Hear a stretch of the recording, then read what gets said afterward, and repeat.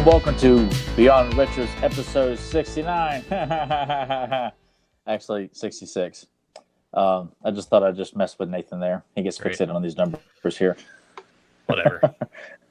Anyway. I'm Tyler Baker, Nathan Kennedy, Rotten Amato, Joe Amatos. We're all here today to celebrate the joys and wonder of Mr. Black Dynamite. Well, one of the best kind of a parody homage films, dare I say. But man, I remember the first time watching this, hearing about it, seeing like I want to say that there was a trailer, but before the DVD Blu-ray release, it had a limited theatrical run. But in between there, me being me, I obtained a copy of it beforehand and sat down and watched it and was just blown away. Just laughing. I probably haven't laughed at a movie since this that much, honestly. It just perfect, top to bottom, ridiculous story that just escalates and escalates, but also just showing you and appreciating, like, hey man, these films from the 70s are just, I love that genre. Joe, I know Joe is a fan of soul cinema and blaxploitation films. Joe, when was the first time that you watched this? Because Tyler, it was not short after I watched. I'm like, oh, here, you got to check it out. Threw it on a flash drive, and either that or I burned a copy. I burned him a copy. Yeah, I think I still got the burned copy here too. Yeah, but Joe, what was your first experience with Black Dynamite? When it came on DVD, because I don't remember it being here where I live, coming to theaters, and I looked at that later then too. I was like, well, how much money is made at the movies? And it was like, yeah, this only made like 200-some thousand. I was like, this don't make sense. And then I find out it was like only in 70 theaters. Yeah, it played like the major cities, and that was it. Because trust me, I was looking around for it. I was like, where's Black Dynamite? I guarantee if this movie would have been released, I mean, you know, in a span of like 2,000-some theaters, just like almost other movies, I'm sure it would have made a lot of money. I didn't understand why it was 70 theaters and for only 2 weeks. And it's okay. We love movies like, of course, Naked Gun and stuff, where they're mocking cop movies and stuff and other genres. And that's what this did. It was just mocking a lot of stuff from the 70s, a lot of movies like, you know, Dolomite and others that sometimes things would look corny or like, you know, mocking, like when you see the boom mic or the bad acting or the focusing coming in and out, and you know, a lot of errors where, like as you see with this with Honeybee, a tear, then no tear, then tear, then no tear, you know, just silly stuff. But I was like, why didn't this go to all the theaters? It's like a cult thing now. It's like I've never met anybody that watched this movie that hated it. Everybody that I've known that watched it loves this damn movie. It's just there's like no flaws to it for me, because some people who didn't see it at first thought this was supposed to be like a serious movie. It's like, no, it's not supposed to be serious. It's spoofing movies from the 70s, just like how Naked Gun would spoof police, you know, movies and shows. And this was just great. Like I said, there's gonna be so many things that we could talk about during it, but I did want to say something first before we talk about that. If we can do a quick side rant. Nathan's lady Emily, she baked me all these cookies. And so I said I was going to try to cook. Good God, I didn't know it was that many. Yeah. I think it was, three tubs? 3 containers? Jeez. Yeah, 3 containers are big. I thought it was just one. This one's full of snickerdoodles. I'm going to try to, hold on a second. Yeah, he said he was going to be like eating those on the show today. I was like, all right, well, it can't be any worse than Tyler and his fucking protein bar that one time. Yeah, well, Joe probably won't make as much noise as I did. Yeah. No. It won't be as much, but the snickerdoodles. Watch the crumbs fall underneath like his mask there, just dribbling down. Yeah, it starts just like sticking all over his scarf. Now I've got chocolate chips. These are the ones that I'm wanting to eat the most. Hold on a second. I'm very good. I'm sorry, but they're real good. It's having a live tasting. It's real good chocolate chips. There's something different about her chocolate chip. I think it's what she does with the cookie batter itself. I think she adds like extra ingredients, or it's where I shoved them in my ass before I melt them to you. Well, it gives a good salty taste, whatever you did to it. But no, they taste like real fancy chocolate chips, real good chocolate chip, but it almost did have like a little salty kick. But Thank you. That's good. I'm gonna set these aside. Last one. Hold on. Yeah, with those, dude, I like honestly, I don't know what they are either. She had them like sort of in a tube. She made some chocolate concoction and put it like in a tube, and then she was like squeezing it out to like make that pattern. So I know it's really I actually looks like it did. Like oh shit, yeah, you know, no, you got one of those. I thought it was one of the brown like swirly ones with like the powdered sugar on it. Well, this is a brown. I don't know what this thing is, but I'm gonna. Oh, maybe she actually like went in a cookie form with. I don't know. Yeah. I'm gonna be honest. I don't even know what taste that is. I mean, it's still good, but I can't even describe that. You don't have to ask her what that is. I don't know. Yeah, I guess I don't know either. Well, tell her I said thank you. But yeah, out of all three of these, like I said, those the snickerdoodles are real good. These are just I don't know what they are, but chocolate chip are my favorite. They're great. Thank you. I'll probably try to finish the chocolate chip today though. But good God, Joe, that was like 12 or 13 cookies or so in there. Okay, well, that's good enough to eat the chocolate chip. But please pass that along to Emily. So I said thank you very much for those cookies. I real kind of her. Yeah, the giant box. What the hell is all this? And I see all these containers of cookies. So thank you. Well, it was either that or when I went to the post office getting one of those flat rate boxes. And putting it in my own box, even if it was a little bit bigger, and doing that was cheaper than the flat rate box. So I was like, yeah, I don't know why more people don't do that, but yeah, it was just extra boxes, man. I got to get rid of that shit after Christmas. A lot of cookies up. Again, thank you. And I didn't mean to do a side rant early, but great cookies. I wouldn't even really call that a side rant. You were just like fucking eating on the show. Yeah, just had to do it. But thanks. And I don't even know if real quick, we I just want to acknowledge, hold on a second. We have Who Dat Whale, Janish, Grimbot, and might be everybody that's in the chat room. So thank you. No, I don't have any milk, Janish. If I did, I'd be drinking it now because yeah, they definitely get you thirsty. But all right. So if you want, we can try to get back to Black Dynamite. Well, Joe, as you were talking about, this is a film you said that no one hated. This was a film for me that when I watched it, I had to just let everyone know. So there was a friend of mine. I bought him a copy of it when the Blu-ray came out. Tyler already had a copy. I think you upgraded to what, DVD, or did you get? I just have DVD. I haven't yet to get Blu-ray yet. All right, so there were people I worked with. I'm like, you got to watch this movie. You got to watch it. And they're like, what is it? I'm like, I'll buy you a copy of it. And they weren't like Joe. They're like, no, don't do that. Like, oh yeah, I'll be more happy to check it out. Because I don't let people borrow my stuff really, because I hate that, especially when it comes to movies, because people don't know how to take care of discs. But yeah, same as you. Everyone else watched it, loved it. No one has a bad thing to say about this film. And I know Tyler was probably going to say, like, your dad loves this movie. Yeah. He came over to visit one day, and I said, I was like, you have to check this movie out. And I watched like the first 15 minutes with it. He started laughing immediately. And then he finished. He said that was a great film. Actually, I think to the point where he watched it a few times by himself because he just enjoyed it. Like, he got it. He got all the jokes and knew what it was supposed to be. And plus, my dad had seen, I think, some of those films back then too.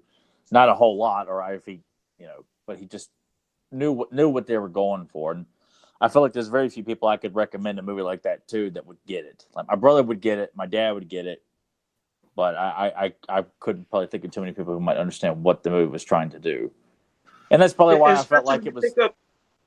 Oh, go ahead. I'm sorry. Oh no, I was saying that's probably. I mean, obviously, I think it's the main reason why it never got a major theatrical release. It's kind of like with the Grindhouse films themselves, like the two that Tarantino and Robert Rodriguez did. Like, they got released in theaters, but I don't think they were like big giant hits. Yeah, it didn't do that well. Well, people just don't, and that's what sucks is that you got people who don't get that stuff, and it's just unfortunate that distributors are afraid to put it in mainstream theaters so everyone can at least get a glimpse of it for fear of it's probably just not going to make that much money, which is unfortunate. Well, yeah, that's the bummer about it, because here's something that's creative and actually funny, and it's not seen by many people, but it obviously it has been now because it got its own animated series. We got a sort of a sequel successor to it that, man, I forgot all about this. Someone pointed it out when we were doing Capes and Commentaries. It's like, hey, here's look up, here's the trailer. I remember there being a teaser for it and then just forgot about it. You didn't hear anything? Great. Silly dogs. But the trailer's awesome. I'm going to see what the hell they're up to. So you guys go on from here. Well, they're probably just getting excited in the whole thought of this damn discussion. But no. Yeah, they're asking about where's all the cookies? Yeah, they're down here. I've been eating a bunch. I'm probably going to eat some more. But, see, the thing is, I can picture, like, watching this. I'm thinking, you're like me. It's like when we watch Naked Gun. You could go back and, like, I didn't pay attention to that part or that part. Yeah. There's so many of these. I love those little there things. There are so many, like, I mean, hell, even rewatching it again, like, there was like small, like, little sight gags going on, too, that, it's like, it's just, and that's what makes it so rich and makes it such a good comedy that will never, be dated, even though it's about, a period of a film at that point. But that's what makes it so good, is it's a film you could rewatch so many times. Because most comedies, you watch it once, you pretty much got it. But for a movie like this, like The Naked Gun, it's easy to miss all the stuff going on in the background or faces people are making and stuff like that. Yeah, and even the stuff that's like right in your face. Sometimes you didn't pay attention to, like when Honeybee was describing about her nephew, getting, hooked on the drugs or whatever. And, of course, like I said, we talked about the tear that kept switching on, there, gone. But did you notice that, like, when she smoked on her cigarette and then blew, like, the cigarette wasn't lit, there was no smoke coming out, and then she coughs? I was dying. I didn't catch that. I didn't catch that at all. Yeah, there's so many things. And it was like, in that little part alone, when she was sitting there talking to Black Dynamite, there was a bunch, like, of course, then when he stands up out of the shock of everything, and the camera then has to follow him up, and then you see what do you call it, the boom mic or whatever that thing is? The boom mic. It's hit his head, he does that slight looking up. But, I mean, just even how the movie starts with one of those corny, ads that is supposed to be for, Anaconda malt liquor. And it's grainy, it's cheesy. But it's stuff, like I said, we remember. Well, I'm not, like in the 70s, yeah, they had a lot of corny stuff. I mean, heck, even the 80s, they could have it. But I appreciated how they even filmed this movie, because it felt like it was even filmed like it was done in the 70s, like even on a type of film reel. I don't even know how it was done. I don't know if that's effects that made it look that way, or if they really did film this movie in an old type of camera system. Did you know if they did anything? That's something I've always been curious about myself, because you got films like that and like the two Grindhouse films and like Kung Fury, where they film it to make it look like a very, old beat up print on VHS or something like that. It's one of those details I have never really stopped to take time to actually figure out the filming effect of making it look like it's a very old film. I mean, also when I watched it this time, I was quite fixated on just again all the authenticity of how everything looked like we're plopped right down knee deep in the middle of the 70s. I mean, everything. And that's one of those things too that even this is a spoof comedy, I was just again so impressed with all the attention to detail, from not just the outfits but the cars, the actual like exterior sets, like when they're on the streets or they're in neighborhoods, it looks just like a 1970s neighborhood or street or diner. I mean, just everything was so authentic. And like, I just was like, why can't we get that kind of authenticity in a lot of films? Like, I know some films do it, but I almost feel like it's never as authentic as it should be. And Black Dynamite, for a comedy film, they make the film look as authentic as it possibly can, like it really was a film filmed in the 70s. No, and they also actually shot it on film. I'm going to throw out this real quick. It's funny, we have two dog beds in there, and we have both reclining seats. Jasper's sitting on one of the pillows. Jet's on the other pillow, because we're keeping him grounded to hop up and down off of stuff, because he, like, slipped a disc. So Winter, because Jasper took one of the other pillows, doesn't have anywhere to lay, and she only lays on either of those two pillows. And when they're taken, she's just sitting there, and I guess Jasper's being territorial, so I had to get a treat. And I'm like, hey, man, hop over here on the couch. You hop on the couch anyway all the time. Why are you not doing it now? Why you gotta? Who's interrupting my kung fu? Yeah, exactly. Isn't that something? You got the phone right there. God. Talking about what happened. But no, they actually shot this on film, so it gives it more of that authentic look, and then they processed it digitally. So yeah, because I was gonna say Grimbot mentioned that, said it was shot on film. He said only the special effects were done digitally. Probably like when the one guy's head's on fire, the kung fu master. At the end. But no, I love the whole, like the whole feel of it, and even catching just silly things. Like when you had the militant one of the militant guys, the guy who actually it's Daryl Heath. I don't know if you remember him. He played Toothpick and Don't Be a Menace to South Central while drinking your juice in the hood. And I immediately picked up. Do you notice he had a toothpick in his mouth? He must just love that gimmick. But like when he would sit there and he was saying descriptions of what he's supposed to do in the scene, like where it says Militant stands up and turns around, and then Militant, stands there and says something sarcastically, and he's speaking it. He's like, sarcastically, I'm not, or he said something like, sarcastically, I'm in charge. But all he was supposed to say was, I'm in charge, like sarcastic. It's like those little bits. Everything just cracks you up, just makes it work. It makes you laugh to know that every person that's up. And if you look at Black Dynamite, like when every time that Militant, I don't even know if he had a name. I know he was one of the militant warriors in there. But either way, when he would say this, you'd see Black Dynamite like make a weird look, and then look at the one time he almost like looked at the camera, then look back because like he's thinking like, why are you saying the lines of the description? I don't know if you caught that stuff, but that's just. Well, I mean, there's hints of that, and then there's also towards the end when one of the guys dies. It's like, who didn't see that? I mean, wait. Yeah. Where'd that come from? Like the whole such just like, and I like the introduction to Black Dynamite as well, where you got the three ladies in the bed, and then like he's going to the beat and he's like fucking them and everything, and like, oh, Dynamite, you're so good, and he's like, shh, you wake up the other bitches, and then it's just like more women just sprawled out at the end of the bed and then the floor and everything. I actually, because I have seen the movie countless times, but I'm like, hey, I'm gonna be drunk anyway. So Return of the Drunk Notes. Okay.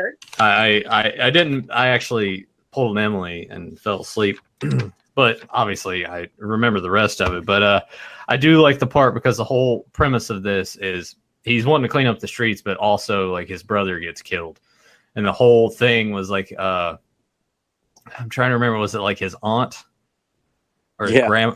His aunt calls him. Yeah, it's like Jimmy Dad. It's about your. But she's like, it's about your brother, and then like goes into it. But it's funny because it flashes back. Like, I'm 18-year-old Dynamite talking to my 15-year-old brother Jimmy. You got to stay off the drugs. It's just little touches like that. Oh man. And then a lot of the one-liners too that are sexually fused. It's like the one where it's like the lady's like, I get off in about 15. And he's like, you're right about that shit. Like it just all that stuff is fantastic. And then who can forget Cream Corn, one of our favorites. I'm running things. Yeah. Just good stuff. Oh man. You can see us. That's my favorite. Tommy Davidson saying is him bitching at the waitress about what he wants. I always used to try and quote it to Nathan all the time, but it's like there's so many like 2 hot dogs split down the middle twice, bologna skillet. I always picture like this what Joe orders when he goes to his diner. Like that's an Amato meal. What the Tommy Davidson ordered that. I can see myself doing that. I know. And of course, we get to see the creation of Roscoe's Chicken and Waffles because we had chili and donuts at first. Chili and donuts, which also was one of the other things too, where the guy in the donut outfit's like about to shoot him, and Dynamite knows. It's like, how'd you know? And he's like, donuts don't wear alligator shoes. Like just little small touches. And then rolls the dead body out. To use it as like cover to like shoot the other guys. Jesus. Yeah. And you even like I said, in the subtle quick things, because when he was there and he was probably going to kill that woman, but Black Dynamite shows up and shot him. And then when he's laying down, you see he's sitting there and he's got an Uzi, he's got a gun with him. Like you didn't see this gun the entire time. And then when he's laying dead, he's got this gigantic gun as he's laying on the ground. It's like those subtle things make it, like you said, even funnier. There's just too many things. The other thing I have here in my drunk notes is when Dynamite's trying to find his brother's killer, and he goes into like that little pool hall, and they think that he's leaving because he's intimidated, but he flips the sign over. I feel like that's an homage to another film from there. A lot of movies have done that. Where the Punisher did it on Daredevil, so maybe they got that from Black Dynamite. Yeah, but I like it when when Bullhorn smacks that one guy, and then he's like, "Motherfucker!" and then it beeps, and there's like just a completely different actor right there. Just fantastic. Like, how does that not make anybody laugh? If you don't laugh while you're watching this movie and you don't get it, then I feel bad for you, quite honestly, because a lot of those movies, if you remember, like Dolomite back then, sometimes there would be that obvious stunt guy that came into the scene when something happened and it looked completely different from who it was. I mean, that was almost even like in Beverly Hills Cop. Remember when Eddie Murphy, when he threw the guy over that, when they went to, when they were eating in that one diner or whatever, he threw the one guy over the table, and you could see that suddenly this guy was gigantic, and then it's back to being Eddie Murphy. It's like that was obvious. But yeah, a lot of those movies back in the day, there were so many obvious things with those stunt people. But I liked all those little sound effects. Anytime he was fighting, just the and even the sounds that it made when he punched people. I love that. I wish there was more of that in films today. I want it to be just exaggerated because it makes it sound better. Yeah. I don't know. What do you think of what about the nunchuck scenes when he's sitting there, he's doing the nunchucks and he suddenly lost them and it's still making the sound effects, then they're thrown back to him and he's going back to doing the nunchucks. Oh God. Just all of it. I feel like basically what we're going to do when talking about this is we're just going to run down all the favorite parts like I have written here. And I feel like I'm going to use this to one of the young guys I work with. There's like an 18-year-old kid that works with it. And anytime he starts to talk, I should just be like, shut the fuck up when grown folks is talking. Oh yeah, now that's a lot of that line ought to put anybody in their place. Like that's just a very degrading comment to say to anybody. Like, I don't care who you're talking to, even if it's someone older than you that's just getting on your nerves. Like, I feel like that's a line that'll put anybody there or piss them off. Yeah. And then I also have written down. Sorry, I'm just running down through my drunk notes here, but it helps me like really remember everything. When he gets shot, but then he goes to the hospital, and then he's like got the stethoscope on, and then like her top's down, and that doctor comes in. It's like, well, what are you doing? And he's like, man, you sent her in here with them titties. What'd you expect? And the quick stuff. If you notice, like, remember, it was supposed to be, he got shot and it was clean, went from front to the back, but all you seen was the entry wound. You never seen the exit wound. And of course, then his arm's back to normal. But I like when Gloria was sitting there when she was talking with them, and I couldn't remember if that was at the hospital or where, but she was like, oh, you one of those guys that just thinks you get by with a wink and a smile. And eventually he winks at her, and she was like, what about a smile? He was like, I am smiling. Oh, yeah. Michael's face when he's got that squinted look.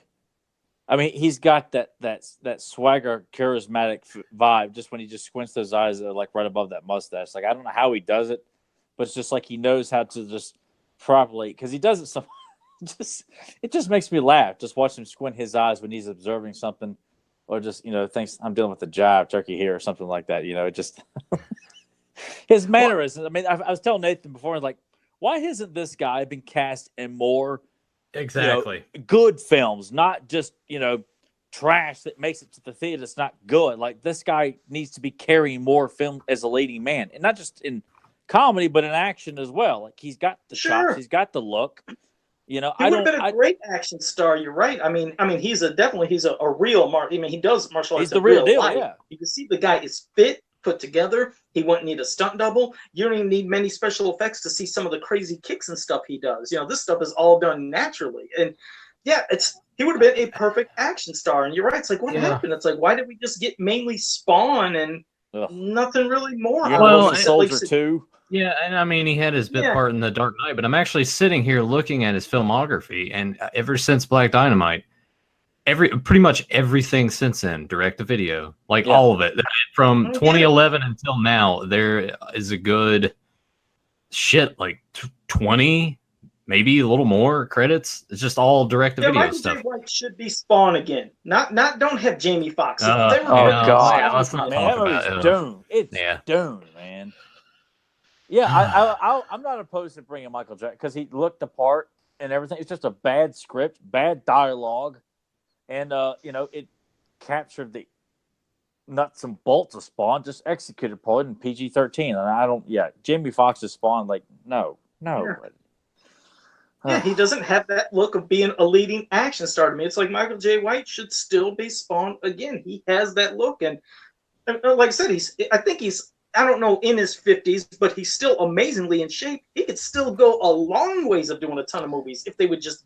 He doesn't look his age at all. He doesn't age. No. It's like he reached that look probably in his early 20s. He just stays that way, just like some actors do. They reach and I guess how some people say that I have. Yeah, Nathan's already a testament to that. Like Nathan had looked this way in high school, and he will not change. Like hey, I'm telling everybody, I'm gonna probably hit about mid-50s, and then I'm just gonna age like 30 years. I'm gonna look like shit.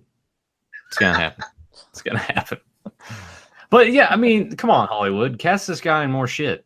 Like I want to see him as a modern day. Like we're gonna go see the Michael Jai White movie. Like you say, the new one. Like you got a poster of him looking like a badass on there. It is a homage to like classic Arnold, Stallone, and Wesley Snipes. So I was like, why isn't Michael Jai White like carrying on the torch that Wesley Snipes or Stallone had?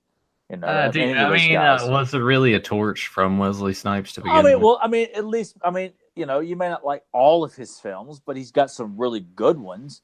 But I'm just, in terms of like just an action hero. Drop Zone, Passenger 57. Boiling Point. And Art of War. You got Blade, obviously, but. Yeah, but that's the big tip film. But I just feel like he has that look and clearly can carry a film. It just I think he just lacked like we look at Spawn, like the movie just stunk. Yeah, that movie sucked. Not from like the visual standpoint, like they got the look of Spawn down, Violator, the sets of Spawn Alley, and everything. All that looked good. It's just bad dialogue. He didn't have Martin Sheen even sucked in the movie. And it's Martin Sheen. Yeah, the CG doesn't. CG that was the time when they at the time, yes, but it was in that weird phase if they haven't quite nailed it down yet. Between that and Mortal Kombat Annihilation, it's just eesh. Oh boy, that time period for CG was just not good. And both from New Line Cinema. Yeah. But I'm glad you guys felt that same way. I'm sure there's others out there that feel that Michael Jai White should be actually being theatrical release films, not just straight to video stuff. I just that's why I wish that Black Dynamite would have been mass theatrically released instead of just this weird 70. I don't understand. I guarantee if that would have been as many theaters as other movies, it would have been. That's the thing though. I know it wouldn't, because mainstream audiences don't get it. They don't understand. Yeah. Well, not only that, but this was we're looking at almost 10 years of this movie being out. Even then, at the time, I think if it would have come out and had more attention on it, people would have been like, "Oh my god," because it is very racially driven, like those movies were. Yeah. But I'm just saying, people would have been offended by it, and which is a shame. Honestly though, when we've seen a lot of movies where they spoof stuff from the 80s, the 70s, other time periods, and we understand it's spoofing that time period. And I don't think anybody honestly would have freaked out. It's just we understood what we were going to see when it's movies mocking something from a certain period. And anybody that's seen it now, it's like you'd think, especially nowadays, as sensitive as people are about everything, that they hate this movie or freak out, but that's not the case. People I love it, I understand it, I respect it. It's a great movie. I just know it would probably, hopefully, would have gave him more roles. Like even still, like aren't they even supposed to be? I don't know if it's coming out, but weren't they making a Black Dynamite 2? Well, I think Black Dynamite 2 manifested into the film here. I got to scroll down. The Outlaw Johnny Black, because I know that they were wanting to do Black Dynamite, but like in a Western setting. I think maybe this still kind of follows the same rules of maybe Johnny. It spawned off a cartoon series that's, the cartoon is pretty, that's adult-like, but it's a great cartoon series too. And that came, of course, after, and it had a couple years. I don't know how many episodes per year, but again, the cartoon was something that I don't think people were hating on the cartoon that seen it. No, I know that people dug the cartoon, but it's also a niche thing. Like It was on Adult Swim, so automatically that kind of dictates the audience that you have for it. 2 seasons, 20 episodes. I think you can get the entire run of the animated show kind of cheap. Let's look it up. Oh, it's on DVD, you mean? Or you can get season 1 on DVD for about $13 and on Blu-ray for about $22. And it looks like season 2 didn't get any sort of physical release. Looks like that's all just digital. Oh, gotcha. Because I was saying, Grimbot said that he felt the animated series lacked the 70s feel. I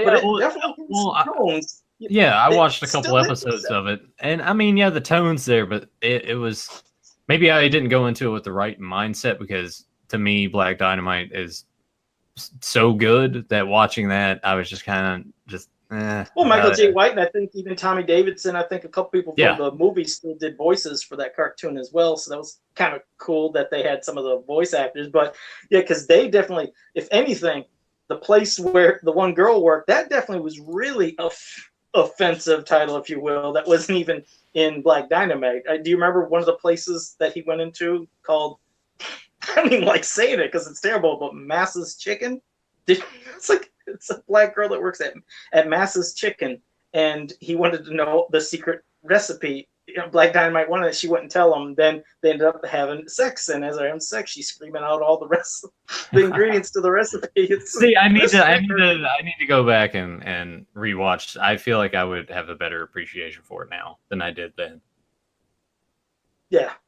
Yeah, if you haven't, you got to check it out. Well, go ahead. You can talk some more about the movie, but go ahead. Well, I think one of the other things I like to quote a lot. Well, we know that Bullhorn talks and rhymes, but then it's also when Black Dynamite starts to say something when he's there, and then one of the ladies pipes in and finishes it, and he's like, "Euphoria, shut the fuck up, and knows you ain't got to look. We take you back to Crenshaw People, this hot ass coat hangers, bitch. You like that?" And she's just like, and just like leaves the scene, and then it goes back to him, and he's still just like aggressively just staring off screen. I like how they do those shots purposely. It happens 2 or 3 times throughout the film where he's just sort of zoned out, just like staring off.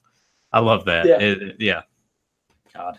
And then the pimp gathering where Arsenio Hall is there, kind of like talking, and Brian McKnight is there. I must have missed him, or I wasn't paying attention. The singer, R&B singer, is in there, but then and then you have the cameo with Captain Kangaroo of all people. Yeah, it's really him too. Yeah, I think I love the names too, because I think Arsenio Hall, I think he's like Tasty Freeze, Brian McKnight, I think he's Sweet Meat. Every name they said, I was just. And then you got Chocolate Giddy Up. I just all the thought put into it with the silly names and the silly plot, and you go from he's trying to clean the streets up and finding out who killed his brother to this whole other side plot of we got the Anaconda malt liquor, and they're all sitting there trying to. And I love that revelation, don't you? Out of nowhere, so much, and it reached a point. It's like Anaconda malt liquor is there to emasculate the black man and make their dicks small. Like, what? All right, where is this gonna go? And to see the aftermath of what it actually does. Yes. He's just sitting there and he's like, should we kill him? I love how they keep focusing on that little prop penis that's just like poking out of his pants, just to see what it's done to Gunsmoke. That was great. That should we kill him? And then they figure they put him out of his misery. And they shoot him because Anaconda malt liquor gives you a small, because the whole thing how it led to. Remember we were talking about gives you a little Richard. And talking about those waffles, they just melt in your mouth. He said, "Wait, what else melts in your mouth? M&Ms. Who puts those out? Mars." And then just like. The Greek gods in Greece. And, oh my God, the way that they got you everything. He's like, yep, and think about this and this and this. And all it gets to is Little Richard. What else goes? Woo! Like Little Richard. And Little Richard's little dick. And Anaconda malt liquor gives you a small dick. And then, they don't even think they got to finish it because then they took off because they knew what happened. And you're right, that guy's just sitting there and it's just like that. Again, another side plot because it starts off with that corny commercial for Anaconda malt liquor, but then, like you said, it's all about getting the drugs off the streets and cleaning up, and about getting these kids, these orphans off. Yeah, you got to get the orphans off the smack, man. Jeez, especially the orphan that's got that glazed look on his face, like offered, like I'll sell them for you. They're just, you get and those girls Michael John White's face. Like, my mom said my daddy's name is Black Dynamite. Yeah. Oh, that was a good line. My daddy's name is Black Dynamite too. God. Hush up now. Yeah, I wonder how many illegitimate children Black Dynamite has. I'm sure he probably buried Wilt Chamberlain. Like that's the kind of vibe I get. He probably beat Wilt Chamberlain. Oh no, Wilt slept with the most women. That's what it was. But I'd say he probably beat him in that. But as for how many kids, probably beat like Larry Bird and Sean Kemp put together. Wait, Larry Bird's got a shitload of kids? As far as I know, yeah. Larry Bird of all people? Larry Bird, man. No. I don't think it's like in the double digits, but I no, there's no fucking way. It's not showing me anything. Damn it! There's no way. When I look at Larry Bird, I'm not like, yeah, he fucked a lot of women. Well, yeah, I mean, you look at the guy, but still, I'm fairly certain I saw in a news report years ago that Larry Bird was linked to having, a number of illegitimate children. I think you just. I know. Believe me, I was just as weirded out about it, as I was. This is, McDonald's and Michael Jordan. Off Grimish's head, nothing but net.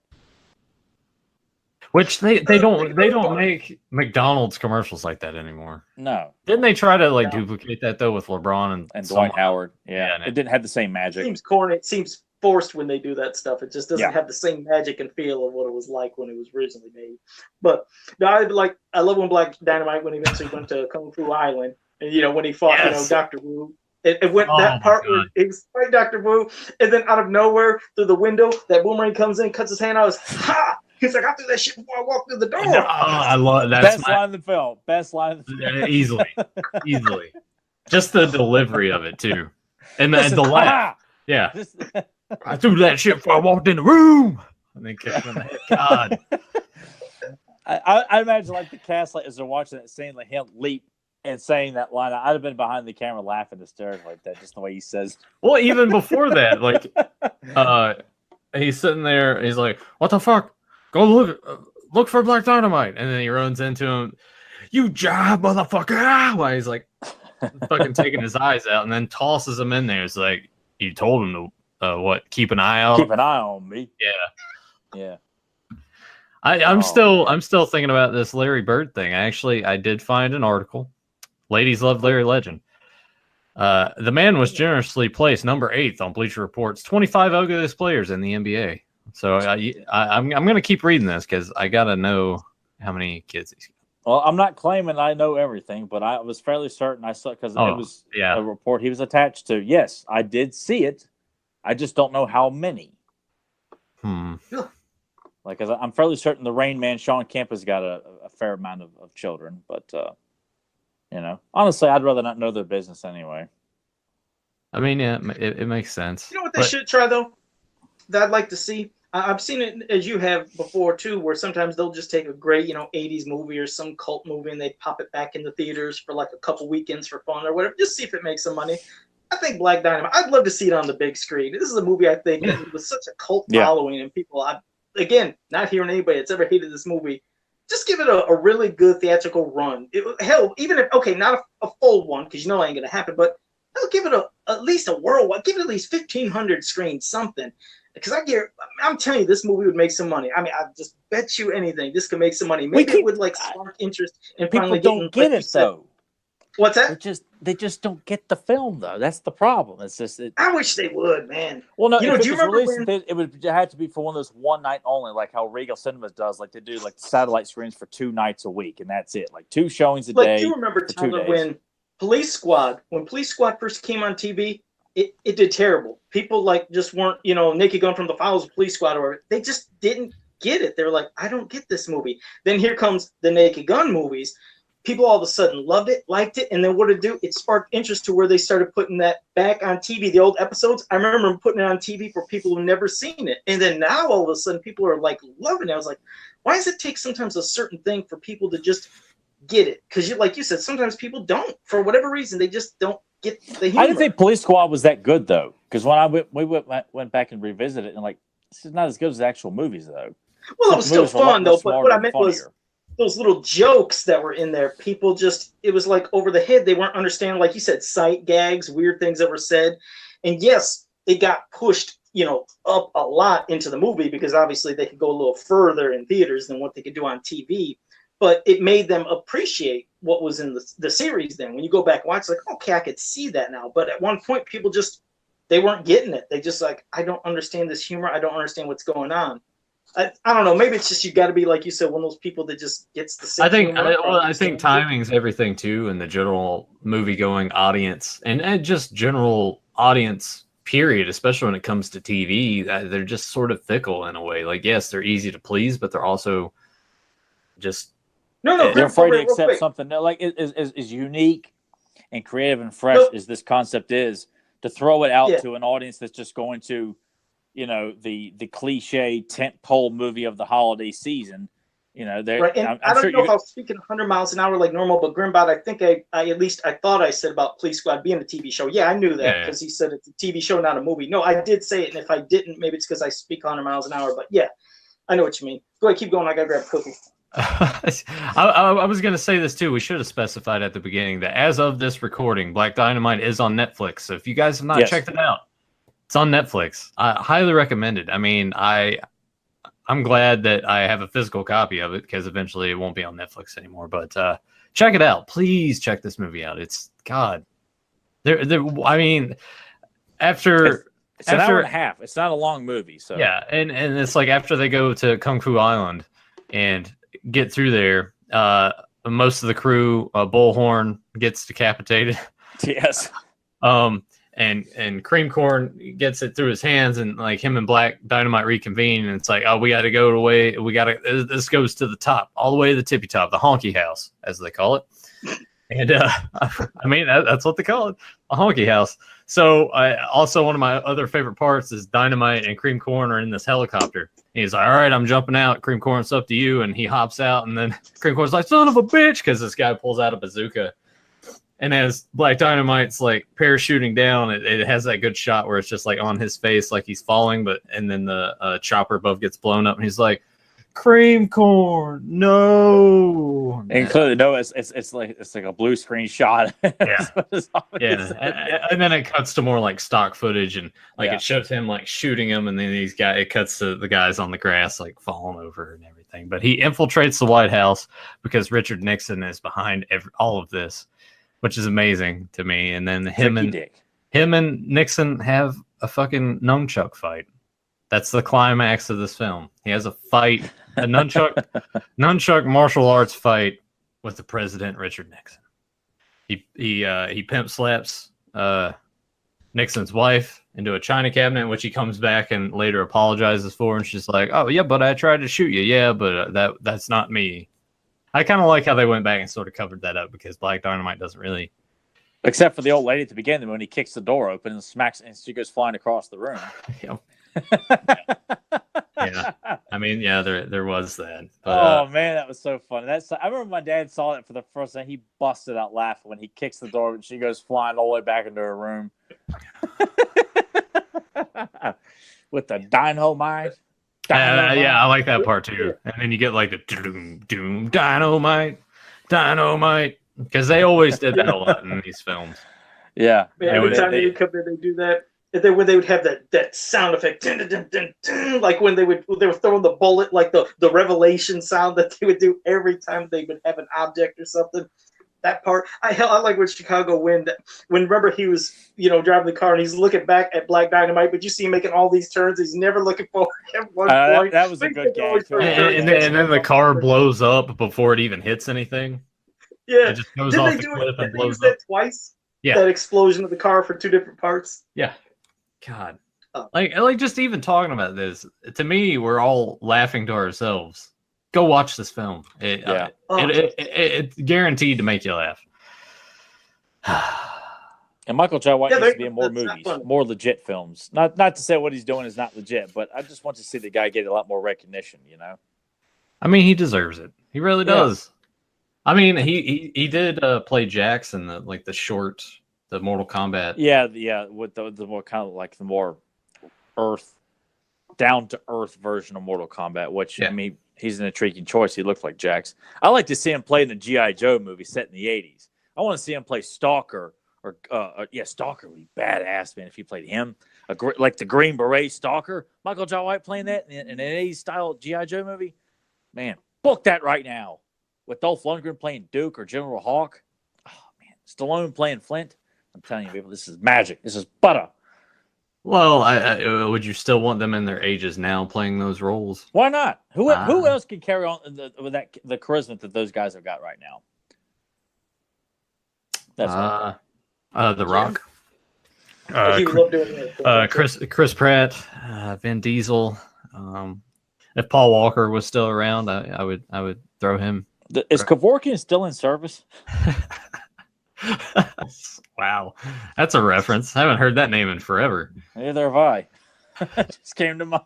You just keep like, good God, man, I'm ready to just induce suicide here. Man, do you guys remember that guy from Heaven's Gate? That was really creepy. He was the leader of Heaven's Gate who come on TV and his eyes were just like this.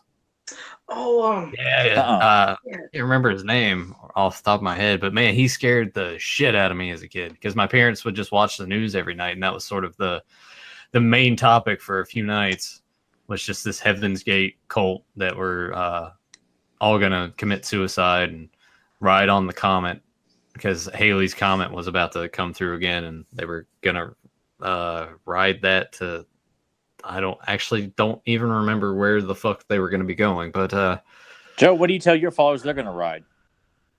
I have no idea. Man, I haven't decided on that yet. I meant to send this to Joe, but I know that Dollar Tree occasionally has like their little deal of the week, and they get in DVDs and Blu-rays. And I went and didn't find shit, but I made it a point.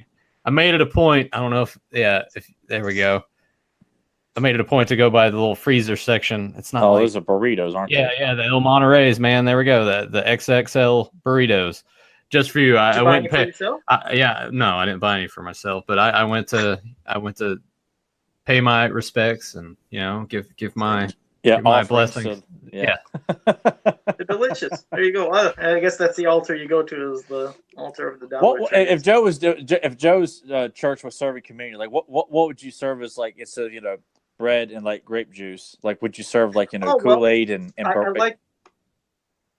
Well, the thing is, like I said, all I usually drink is just water. Now, once in a while, milk, but on occasion, I'll have some red Kool-Aid, which I enjoy. Kool-Aid. So they could have a little bit of red Kool-Aid. And as for the host, I like to fry my own bread. Now, it's not really real bread. It's what you do is you just take flour, you put it in a little cup, just add a little water, and then mix it up, and then you can put a little garlic salt in there, and then just get a pan full of butter, and then just fry that. And it can be like, you can flatten it to like little patties, and you can have your own little fried bread. So, fried butter bread with some garlic salt.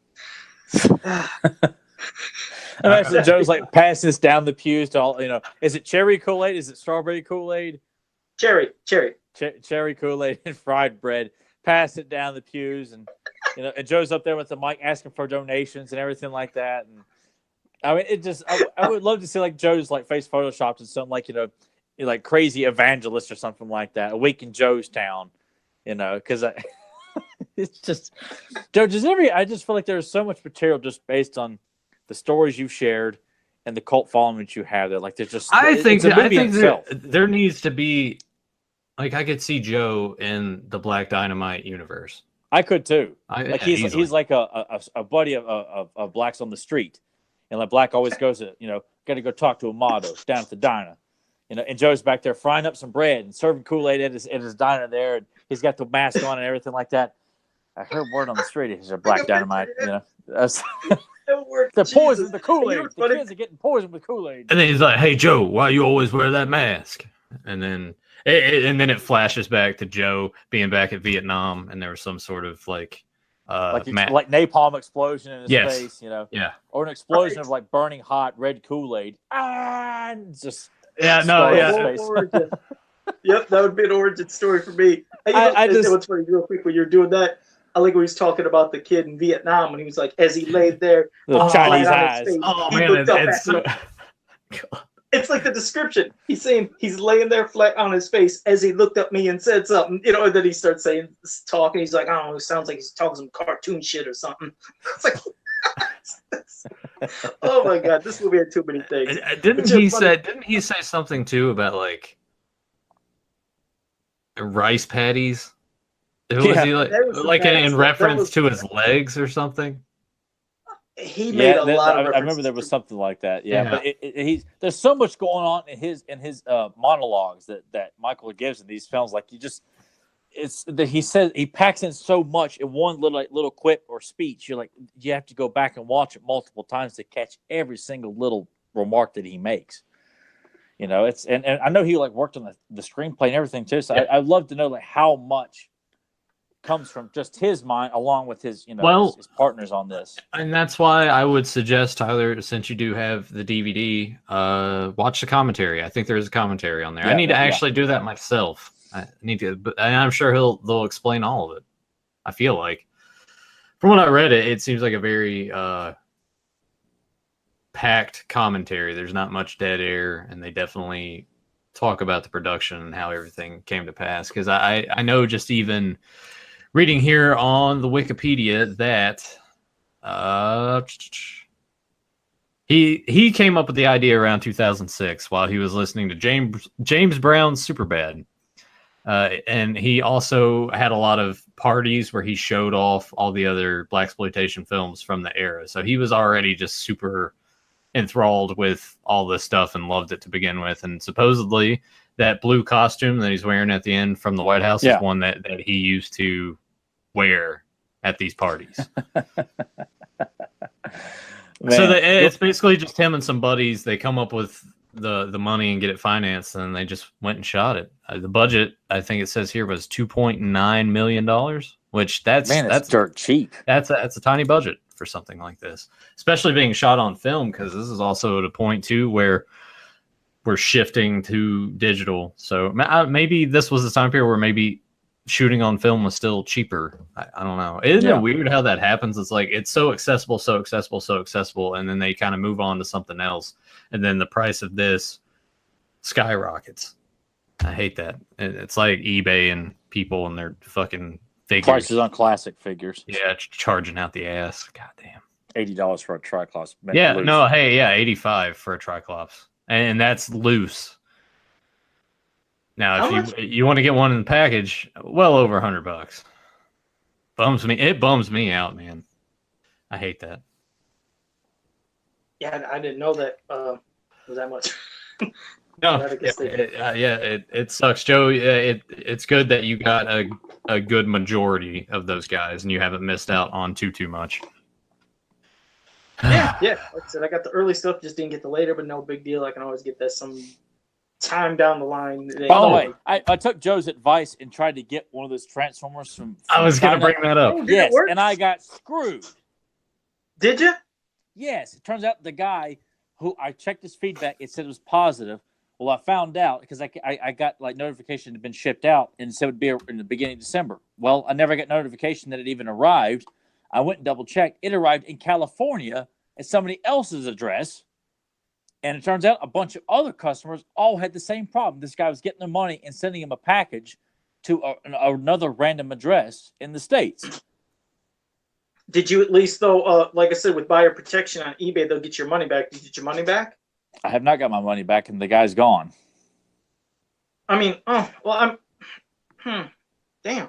I thought they could still open a claim, though. I thought that's how you could do it. Well, but I said it was delivered in October, which was really weird considering I purchased it in October to think that it was going to arrive all the way from China that fast. And I never got notification saying it had arrived. So that's why it was just so odd. So I went to go see if I could, and I saw that the seller was gone and that 6 or 8 other buyers within the last couple of months all suffered the same problem. Well, I would just suggest if you can contact them and even call sometimes eBay. They have a 1-800 number they'll give you because, like I said, the majority of things I have gotten from China, they've all arrived. But there was a case where one thing didn't arrive, and when it didn't, I opened up a claim and they got me my money right back. Like hell, what was that one thing? I thought it was around me. I guess I don't have it by me, but yeah. I like how Joe is like he'll bring up some sort of random figure that he ordered, and somehow it's just like right there at him. Yeah, no matter what.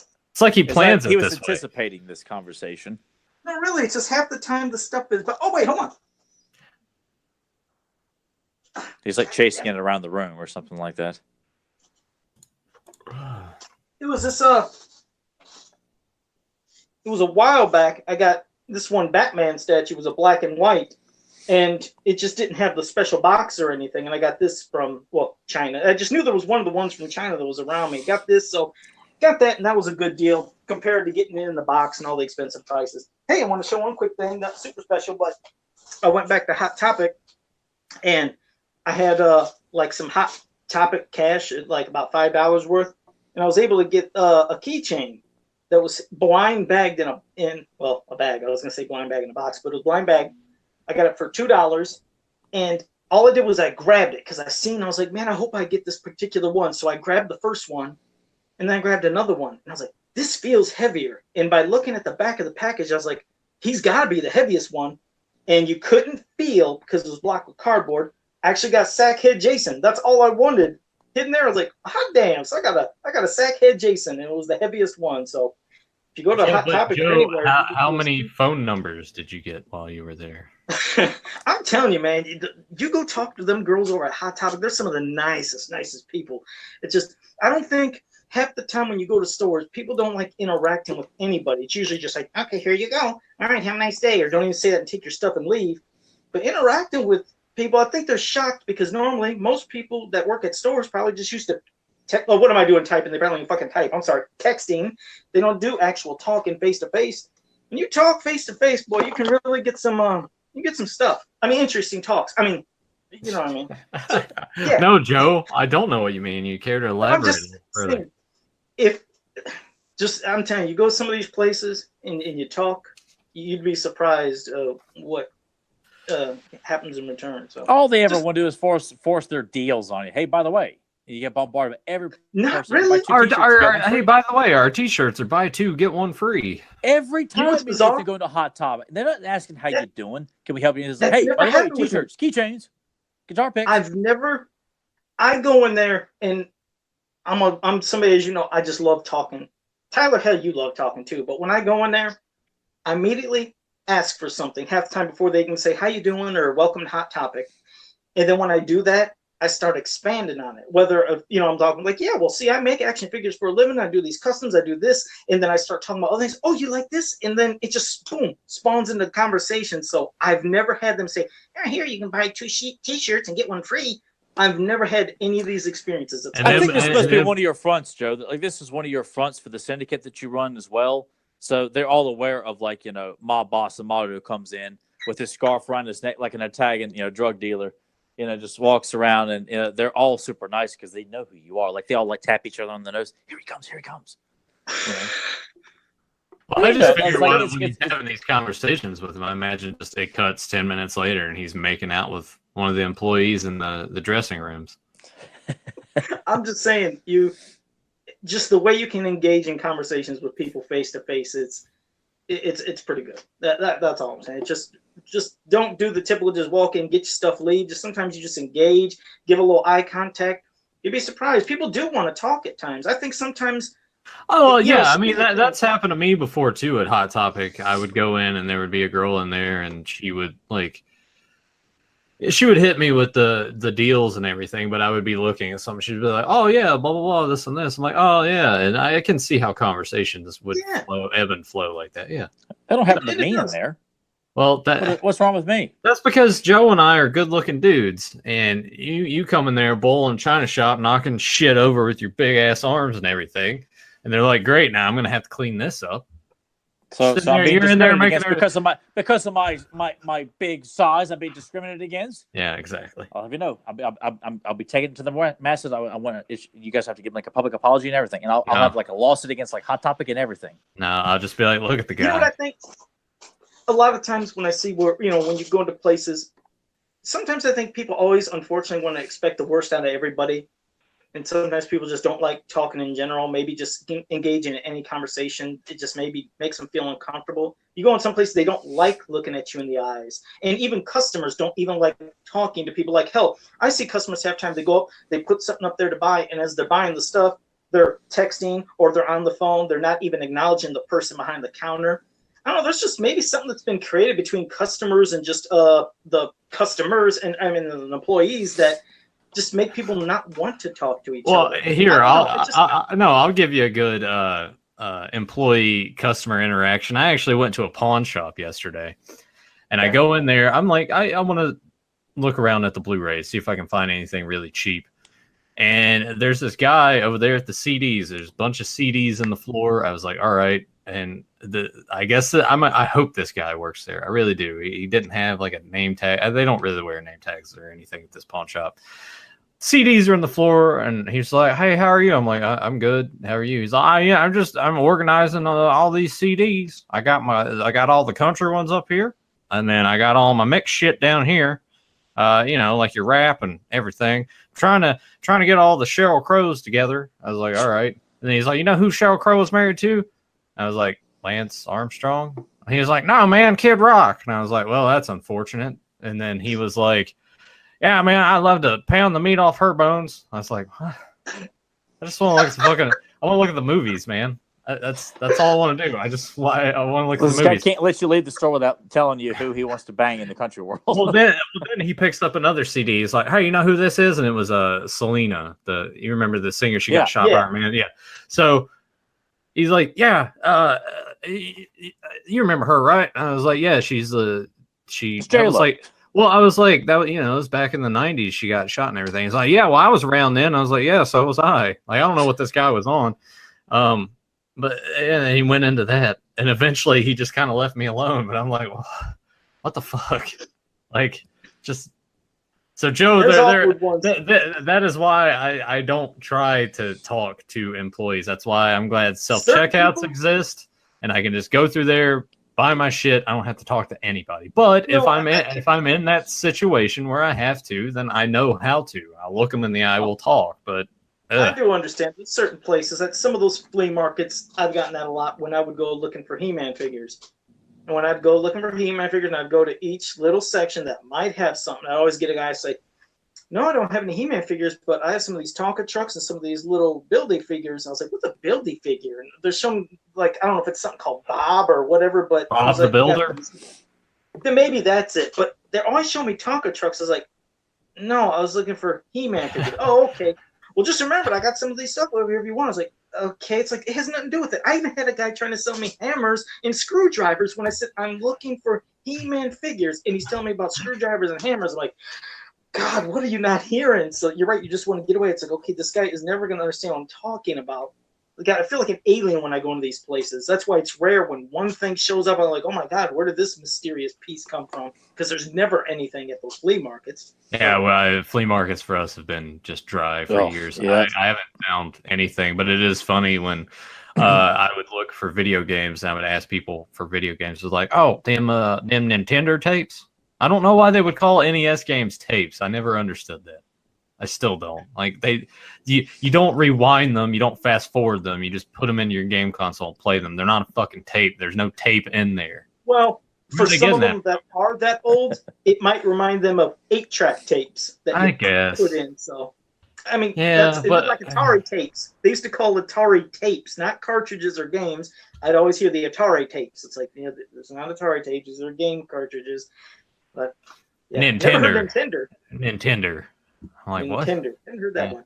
But no, hey, I was gonna say at least something final thing. If you haven't seen Black Dynamite, God damn it, you gotta watch. Just like he just said, it's on Netflix. See it there. But this movie is like, it's just one of the best movies you could ever watch. This one for me, out of 5 stars, I give 5 stars. There's nothing wrong with this movie at all. Perfection. Soundtrack's awesome. If you're into like the funky shit, yes. Oh. All right, Tyler, star rating. 5 out of 5, man. Yeah. Hey, nothing wrong with this film. Same here. 5 out of 5. Check it out on Netflix. If you miss your opportunity to watch on Netflix, please find a way to track down a DVD or a Blu-ray of this. It needs to be in your collection. Be cool if we got to meet Michael J. Rollicon. Hey, you never know. God, that would be incredible. Oh, I don't even know what I would say to him or what I would. I am wearing my Black Dynamite shirt, by the way. Badass. Yeah. Oh, cool. Where did you get that? They kind of there for a bit. They sort of had like official merchandise that was on some random website, and I got it. Have you guys seen any of the post? Not the actual like theatrical poster, but some of the other poster artwork they came up with is fantastic. Looks like a straight out of the 70s. Does it? Well, anyway. Another pop culture thing that should have some action figures. Who wouldn't want some Black Dynamite figures and cream corn? I would buy them all. Make it happen. Somebody make it happen, please. Yeah. And I hope like that NECA needs to do that. Yeah. God. Now, there's a reason for NECA to do the variants. You could do all the various outfits that Black Dynamite wore in the film. That would be cool. You know? I mean, that would be like, okay, that makes sense because they're very distinct. So, yeah. Oh, and we did leave out the part too that his buddy from the war, who's actually with the police force, is the one that set up his brother getting killed. O'Leary? Yeah. what did he call it? When it's like Dynamite, he pretends to get shot and he's like laying there and then he shoots him and then he's like, oh yeah, the old candle or God, I know what you're talking about. I cannot remember the exact birthday candle trick. What was it? Birthday candle trick? It was the birthday candle trick. And then before then, when he's practicing his kung fu and they show up and he sneaks around and like puts the bear in there and they think that's him. And he's like, oh, there he goes again.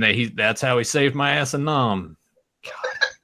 Love it. There's too many parts. Like I said, just when you think, another thing comes out. There's probably still a bunch of stuff we're missing. You guys just don't know. But yeah, I love that when he fakes that heart attack or getting shot or whatever, throws him off guard and shoots him. It's like, that's a damn genius move, actually. Could you picture if you are a criminal, you're getting ready to shoot somebody, they act like they're shot, and you're like, what the hell just happened? Then boom, they pull out, they're going to shoot you. That's a good move. That's actually a clever ass move, to be honest. Joe, you wouldn't fall for that. You don't seem like the kind of guy that would fall for that. You wouldn't fall for a trick like that, would you?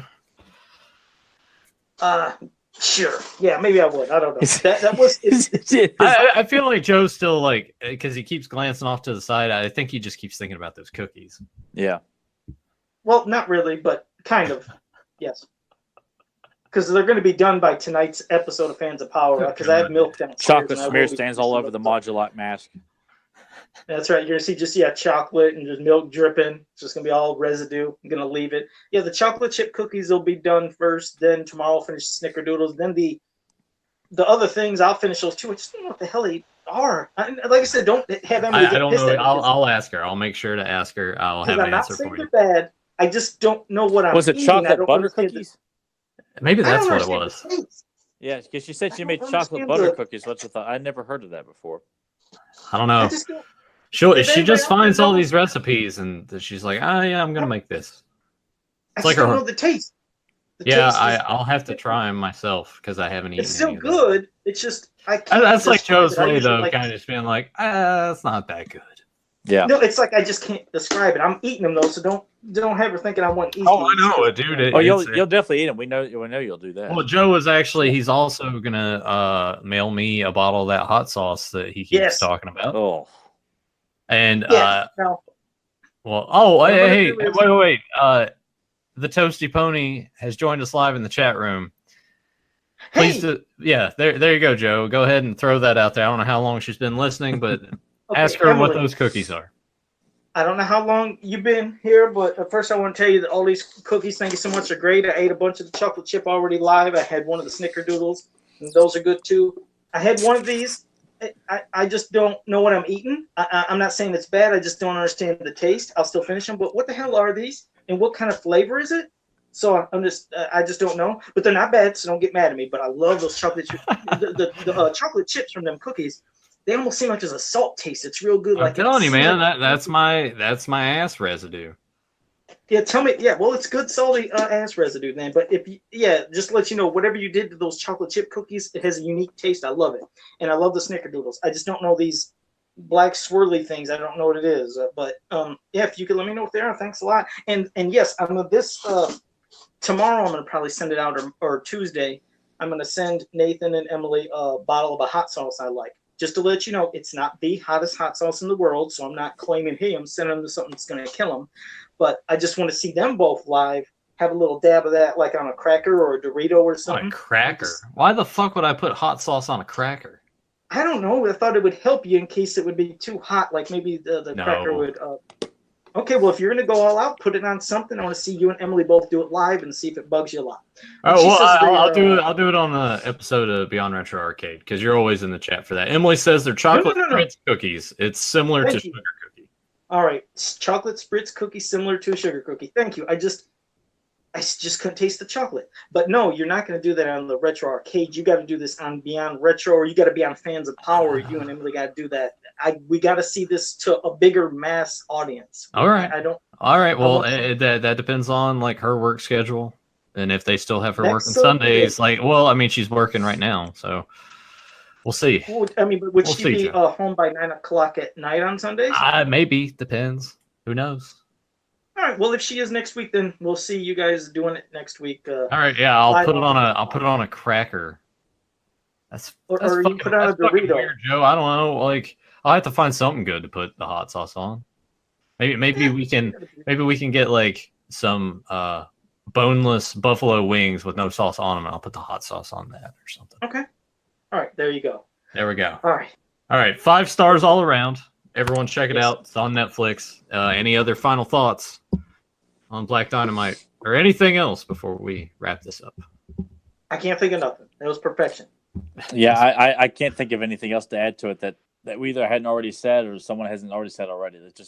The film gets our validation. So yeah, if you haven't seen it, we don't like to recommend crap or just anything. Like, the films we talk about are legitimately good stuff. And if you think they're bad, then make sure you drink Joe's Kool-Aid, and you can shove it up your ass and go straight to hell. Yeah, you can do that too. In any order you want. You can go to hell first, then shove it up your ass, and shove it up on your way to hell. It's interchangeable. It really is. So, oh man, this is a short episode. It's been one of the shortest ones we've done in a while, I feel like. No one's gonna. I was gonna say, I'm like, no one's gonna say anything. I'm just gonna sit here. I'll just talk to myself the rest of the show. No, it's been an hour and 17 minutes at least. That's still a pretty good episode. I mean, we spent a lot of talking about Joe's eating cookies and things like that, and his bargains at Hot Topic. And you know what I've noticed? Sometimes when there's a movie, it seems like we enjoy a whole lot and it's so good. We could just run through every part of it so quickly you just miss stuff. But I feel like I think you just enjoy it too much. I don't know. Well, we did spend a lot. Actually, we spent most of it. If aside from like the brief veer-offs, we spent most of the time actually talking about the film instead of talking about me bitching about the state of modern films or something moronic that I have repeated over and over That's again. Half the time. You're right. That's probably why it is so short. Oh, by the way, I hate Chris Pratt. Yeah, we had never heard that before. So see.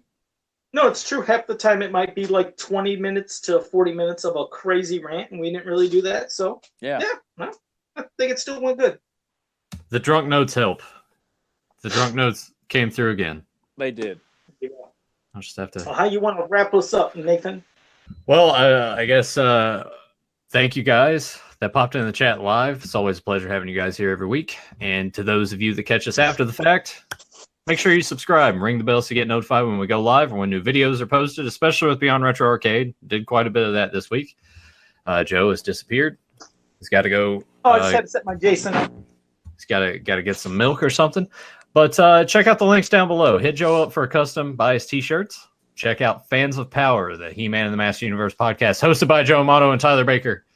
And I want to suggest again to you guys that listen to us on Podbean or through iTunes, come over to YouTube. Leave a comment down below. Let us know your thoughts on Black Dynamite. And if you hated it, that's what I want to hear from. If you didn't like Black Dynamite, let us know, and let us know why. Because I can't wrap my head around someone not liking this film. Well, that way we know who you are too. We know how to, yeah, and then single you out and come out to you. We'll go through our connections with the FBI because I've been talking to them because they're like, hey, that Amato, you said you have his fingerprints. I'm like, I do, but he's and a his good address. Friend. Yeah, they're playing good cop, bad cop with me right now. So, see, that's the thing. It might not be Joe's real address. It could be someone else's. We don't even know if we're actually talking to the real Amato right now. It could be, Exactly. It was Kennedy. It was Kennedy all along. Oh yeah, that was funny. Someone I think commented on it was like, I don't know if this is real or not. I'm like, how do you know that that's not my face? And that was our buddy. Wasn't that our good buddy right here, Grimbot, that did that photoshopping? Yes. That was a good one. I love it that you guys just take the time out of your lives to Photoshop us and various things that either we discuss or something pops into your head. And you guys just run with it. It's fantastic. I love it. Joe's reaching for something else. Like, I really want to know, like, what Joe has just got there. Is it just a bunch of figures just, like, laying scattered all over the floor that he's just run out of space on the shelves in there? Well, no, there's shelves, but there was a couple things I had random towards the floor, but it's not like they're laying over. It's just they're kind of for when I rearrange or reorganize. So yeah, I was in a process of moving some stuff around. So yeah, it's a little bit of a mess, not much, but a little bit, slightly. What was that Batman statue that you had? Because it wasn't showing up too well. Pull that up again because I feel like I've seen that before. It's a Batman Black and White series, designed by Alex Ross. And this was it was just a black and white style. Oh, okay. All right. Yeah, no, that's cool. I actually very cool. I have a statue similar to that, but he's like crouching down. It came with Arkham City. I think it was like one of those collector's edition things. Walmart had it marked down, and I was like, "Holy shit! All right." I think I gave the game to someone else. I'm like, "I'm keeping the statue." Yeah, 2007, a little dusty, but it happens. Also got did want to show one thing. Oh yeah, that's too. My sister got me this for Christmas, a really cool Ultimate Warrior glass. Like, this is awesome. Like, they use that a lot in a lot of the promo shots of Warrior. Yes. I remember that, yeah. Because that's also the shot they used, I think, for the cover of WrestleMania Challenge on Nintendo. Yeah, that little the WrestleMania Challenge game that they just released, the little console. He's taken over where Hulk Hogan was. Even on the video game screen, the title screen has been changed from Hulk Hogan, the Ultimate Warrior. I saw that when I was in Dollar General. They want $20 for that. And I'm like, yeah, it's cool from that aspect, but that game is fucking trash. I didn't play it. I haven't played it on arcade yet. It never was that great. But yeah, the Ultimate Warrior doesn't have his music in it. I don't think he has a special moves, and the Mountie has been replaced by Razor Ramon. Yeah, which that's for the best. The Mountie sucks. Yes. Yeah. Yeah, I wondered. That was weird. I was like, what the hell? Why did they get rid of Hulk Hogan? I mean, I love the Ultimate Warrior, but I was like, why did they take Hogan off of it? We're still in the midst of that whole, like, he's kind of just cast aside from his racial tirade, or where they recorded him. Gotcha. And that's the thing too. Like, guys, if you're famous, be careful what you say to people. You don't know who's recording, or be an idiot like us and just say dumb shit on here all the time. People. That's right. Otherwise, I'd be letting loose right now. But I'm calm. But I mean, Tyler and I are too stupid and ugly to be on YouTube. So there we go. Yes, we are. According to someone who just said, "Shut up." Yeah, we don't know who that is. Yeah. I don't know if that's someone that I know that's checked out the show and is just being silly or what. But probably. I'll just take it for what it is, and I'll joke around with it. All right. Well, tell everybody about liking, subscribing, and all that good stuff. I already did, Joe. Did you? God damn, I'm bad. Was that when I was walking over there, or is it just when? Yeah, that's when you were doing whatever the fuck you were doing. I was telling people to subscribe and leave a comment and all that stuff. All right. Tyler's sleepy. God, I hate it. I don't like feeling like that. I really don't. It's not fun feeling like this early in the day. Wake the fuck up, man. I'm trying to here. Anyway, with that. Until then, we will see you in the future to talk about the past.